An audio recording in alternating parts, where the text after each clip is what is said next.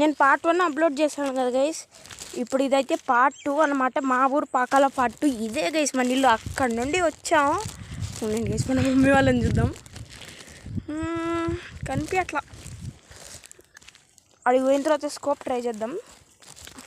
Scope ఏం అవసరం లేదండి, యువతలన్నీ కనిపించినట్టే ఉంది. అడిగి పోయేసుకోవడం.